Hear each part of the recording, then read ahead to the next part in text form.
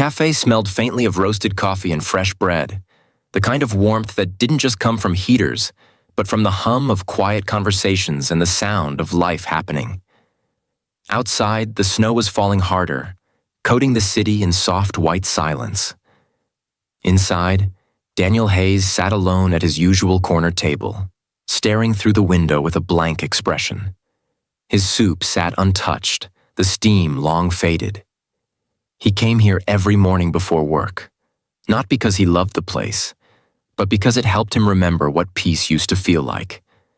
Before everything changed, before his wife's car never made it past that intersection 2 winters ago.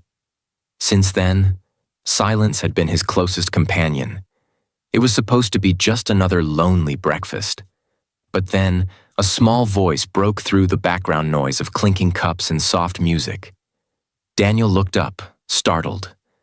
A woman stood before him, clutching a small boy who couldn't have been more than 3 years old. Her eyes were soft yet heavy with exhaustion, the kind that told stories words couldn't. "Can I sit here?" she asked quietly, her voice trembling slightly. There were other empty tables, but this one was closest to the window, maybe the only spot where sunlight managed to touch. Daniel hesitated, confused by the sudden request. But before he could answer, the little boy shivered and tucked his face into his mother's coat. "If you sit," Daniel finally said, his voice low but gentle, "you have to eat too. If you believe in kindness, second chances, and the power of small acts that can change lives, please like, comment, share, and subscribe. It helps us spread more real, heart-touching stories just like this one." Her name was Grace Mitchell. She looked to be around 28, maybe younger, though the sleepless circles under her eyes made her seem older. Her son, Lucas, clung to her tightly as she slid into the chair opposite Daniel. She didn't order anything at first, only asked for a cup of warm water.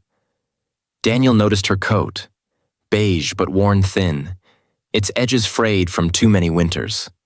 Lucas's blue jacket was zipped to his chin, but his mittens didn't match, one gray, one brown. It didn't take much to piece things together. Grace had been walking for hours that morning. She had lost her job 2 weeks ago, a small cleaning position at a local motel that barely paid enough to keep the lights on. Her landlord had given her until the end of the week to pay rent, but there was no money coming. She had tried the shelters, all full. Today, she had come to the cafe to warm Lucas up, nothing more. The waitress had told her she couldn't stay without ordering, so she'd been about to leave when she noticed Daniel sitting alone. Something in his face, quiet, kind, maybe broken like her, gave her the courage to ask. Daniel pushed the plate of croissants toward her and motioned to the waitress for another bowl of soup. "You don't have to," Grace whispered, embarrassed. But Daniel shook his head. "No one should be hungry," he said simply. As Lucas ate, Daniel found himself watching them, realizing how long it had been since he'd heard a child's laugh up close. Lucas giggled as crumbs fell onto the table, and Grace smiled faintly, brushing them away. That small smile, tired, grateful, and fragile, stirred something in Daniel's heart he hadn't felt in years. For a fleeting moment, he wasn't the man who had lost everything. He was just someone sharing a meal with strangers who needed warmth more than he did. Grace thanked him again and again, her voice cracking slightly each time. She said she'd pay him back when she could, but Daniel only nodded. He didn't need repayment.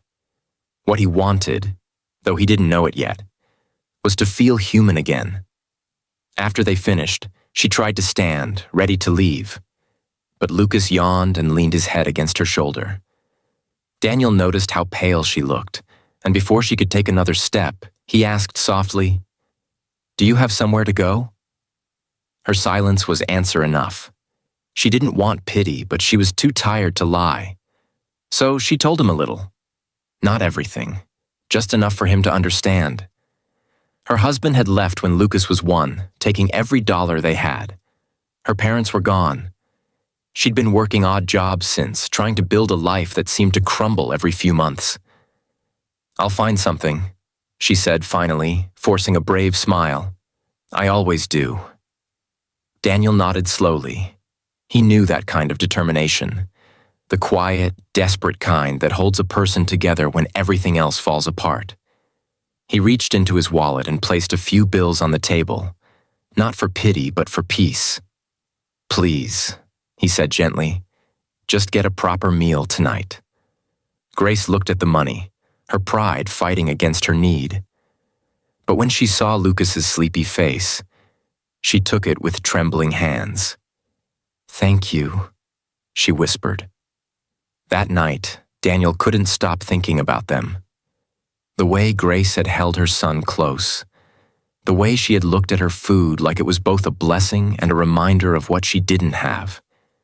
He told himself not to get involved, that people come and go, that he'd done his part. But something inside him whispered that maybe this wasn't a coincidence. The next morning, he returned to the café, half hoping, half fearing she might come back. And she did. She looked cleaner today, her hair tied neatly, her scarf wrapped tight. Lucas ran to the window and pressed his small palms against the glass, laughing at the snow. You came back, Daniel said softly. Grace smiled. You left your scarf, she lied, placing it on the table. Daniel realized what she'd done, giving herself a reason to return without admitting she wanted to. He smiled back, grateful for the excuse. They shared breakfast again, and this time she told him about her dreams, how she once wanted to study nursing before life had other plans. Daniel listened quietly, offering small encouragements between sips of coffee. Over the next few weeks, the cafe became their unspoken meeting place. Grace found a part-time job at a daycare, and Daniel, who worked as an architect, helped her fill out forms for government assistance. Lucas started calling him Mr. Dan slowly. What began as kindness turned into something deeper. Not love at first sight, but love built from trust, from shared silence, from the comfort of knowing someone cared. One snowy morning, Daniel found Grace sitting alone by the window, tears in her eyes. The daycare had closed unexpectedly, and she didn't know how she would pay rent again. Lucas was with a neighbor, unaware that their home might disappear soon. Daniel sat down beside her, watching her try to hold it together. You helped me enough, she said through tears. You don't have to fix my life. I'm not trying to fix it, Daniel replied quietly. I just don't want you to fight alone. He offered her something she didn't expect, a temporary job as his housekeeper. His home had been empty for too long, and he needed help maintaining it. Grace hesitated but eventually agreed. What neither of them realized was that this arrangement would change everything. Working in Daniel's house, Grace brought life back into the rooms that had been silent for years. She cooked simple meals, kept things organized, and sometimes sang softly while Lucas played. Daniel, who had shut himself off since losing his wife, found warmth returning. Not the kind that erased pain, but the kind that made it bearable. One evening, while she washed dishes and Lucas built towers with blocks, Daniel stood by the doorway, watching them. The golden light of the lamp softened everything. The sound of laughter, the smell of bread, the heartbeat of a home rediscovered. Grace, he said finally, his voice trembling. You and Lucas, you've brought something back I thought was gone forever. She turned, her hands still wet, unsure what to say. Tears filled her eyes before words did. For the first time in years, Daniel reached out, not out of charity, but out of hope.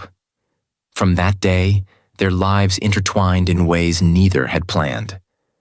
Grace found strength in the stability Daniel offered. Daniel found healing in the warmth Grace carried.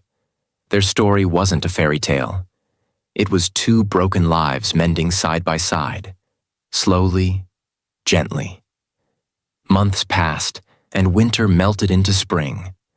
On a bright morning, Grace sat once again across from Daniel in the same cafe where it had all begun. Lucas sat between them, munching on a croissant. Grace smiled as she looked out the window, her reflection overlapping with his. "Can I sit here?" she whispered playfully. Daniel chuckled softly. "Only if you eat too," he said, just like that first morning. They both laughed, a sound full of gratitude, memory, and quiet joy. What began as a simple act of kindness had turned into a second chance at life. If this story touched your heart, please don't forget to like, share, and subscribe to our channel. Your support helps us bring more stories of kindness, hope, and unexpected love to life.